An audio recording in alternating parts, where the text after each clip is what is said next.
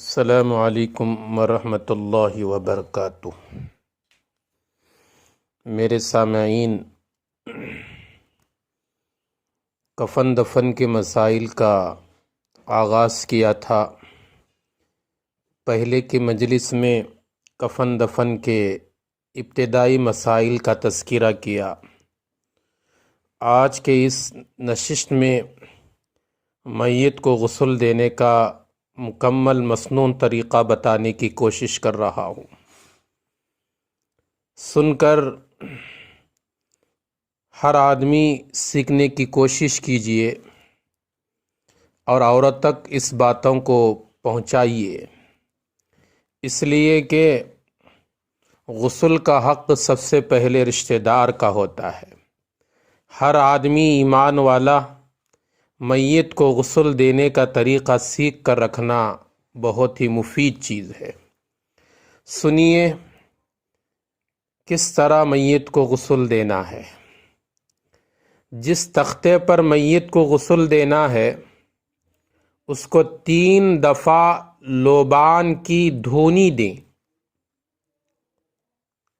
اور مردے کو اس پر لٹا دیں اور بدن کے کپڑے چاک کر کے نکالیں، یعنی کاٹ کر پھاڑ کر نکالیں، اور تہبند سطر پر ڈال کر بدن کے کپڑے اندر ہی اندر اتار لیں، اور پھر پیٹ پر آہستہ آہستہ ہاتھ پھیریں۔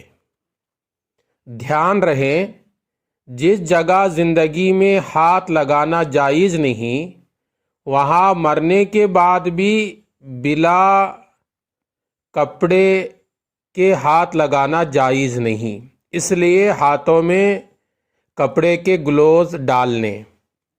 پھر اگر کوئی ناپاکی نکل آئی ہو یا نہ آئی ہو، دونوں صورتوں میں دستانے پہن کر مٹی کے 3 یا 5 ڈھیلوں سے استنجا کرائیں اور پانی سے پاک کریں۔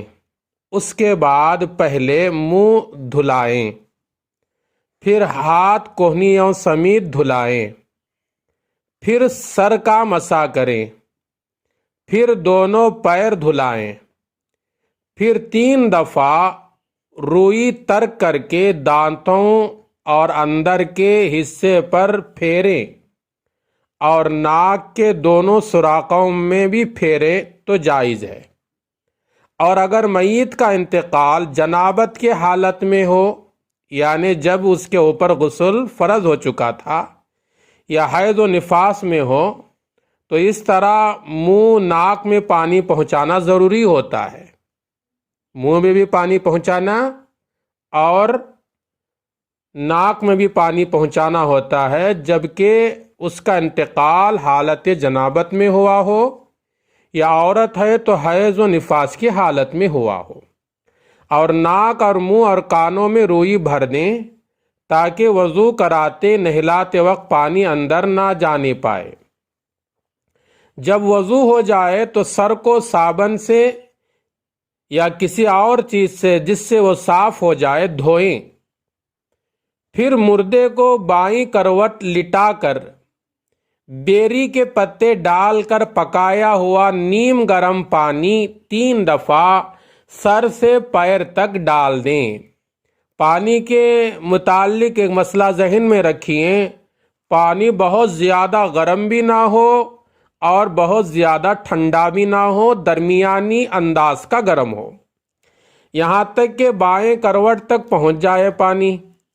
پھر داہنی کروٹ پر لٹائیں اور اسی طرح سر سے پیر تک 3 دفعہ اتنا پانی ڈالیں کہ داہنی کروٹ تک پہنچ جائے۔ اس کے بعد مردے کو اپنے کسی حصے سے ٹیک لگا کر ذرا بٹھائیں۔ غسل دینے والا اپنے پیر پر ہے یا ہاتھ سے ہے، اسے ٹیکا لگا کر بٹھائیں اور اس کے پیٹ کو آہستہ آہستہ ملیں اور دبائیں۔ اگر کچھ ناپاکی نکلے تو اس کو پوچھ ڈالیں۔ وضو اور غسل کو لوٹانے کی ضرورت نہیں، آپ نے پورا مکمل اس کو غسل دیا تھا، آخر میں آپ نے اس کے پیٹ کو کچھ دبانے سے کچھ ناپاکی نکل آئی تو اس صورت میں وضو اور غسل کو لوٹانے کی ضرورت نہیں ہے۔ اس کے بعد پھر اس کو بائیں کروٹ پر لٹائیں اور کافور سے ملا ہوا پانی سر سے پیر تک 3 دفعہ ڈال دیں۔ پھر سارا بدن کسی کپڑے سے صاف سوکھا پوچھ دیں۔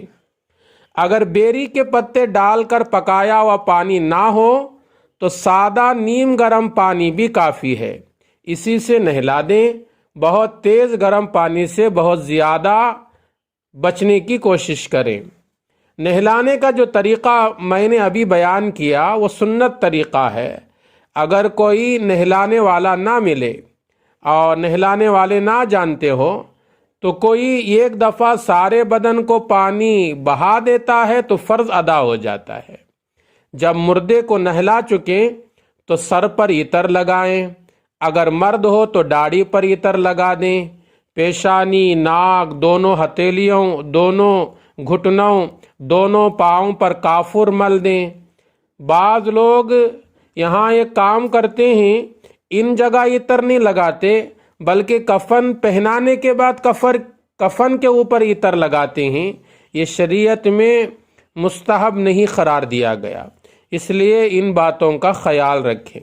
دوسرا مسئلہ یاد رکھیں، بالوں میں کبھی بھی کنگھی نہ کریں گے میت کے، نہ ناخن کاٹیں گے، نہ کہیں کے زائد بال کاٹیں گے۔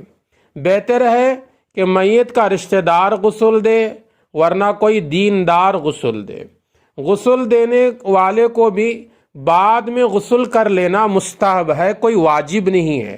مستحب مطلب یہ ہے اگر وہ غسل کر لیتا ہے تو ثواب ہے، اگر غسل کرنے کا موقع نہیں ملا، غسل نہیں کیا تو وہ کوئی گنہگار نہیں ہوگا۔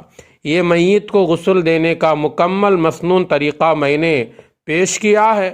امید بھی کرتا ہوں اسے بار بار سنیں گے اور سیکھیں گے، اس لیے کہ ہم ہر بستی میں دیکھتے ہیں صرف بستی میں 2-4 لوگ جاننے والے رہتے ہیں، اسی کا لوگ انتظار کرتے رہتے ہیں۔ نہیں میرے دوستو، ہم لوگوں کو بھی سیکھنا ہے۔ ہمارے ابا مر گئے یا ہمارے امی کا انتقال ہو گیا تو سب سے پہلے حق اولاد کا بنتا ہے کہ اولاد اسے غسل دے۔ باپ کا انتقال ہو گیا ہے تو سب سے پہلا حقدار بیٹے کا حق بنتا ہے کہ وہ غسل کے لیے آگے بڑھے۔ اسی طرح ماں کا انتقال ہو گیا ہے تو بیٹی کا حق بنتا ہے کہ وہ غسل میں آگے بڑھے۔ جب ہی ہم آگے بڑھیں گے جب ان غسل دینے کے مسائل کو، آداب کو سیکھیں ہیں۔ اس لیے اس کو بار بار سنیے اور سیکھیے، اوروں تک اس بات کو پہنچانے کی کوشش بھی کیجیے، اس لیے کہ اچھے باتوں کو اوروں تک پہنچانا یہ صدقہ جاریہ ہے۔ اللہ سے دعا کرتے رہیے اللہ تعالیٰ مجھے بھی اور آپ کو بھی، پوری امت کو اس طریقے پر عمل کرنے کی توفیق عطا فرمائے۔ انشاءاللہ آئندہ مجلس میں میت کو کس طرح کپڑے پہنانا ہے، یعنی کفن دینا ہے، کفن پہنانے کا مسنون طریقہ کیا ہے، اس کو لے کر حاضر ہونے کی کوشش کروں گا۔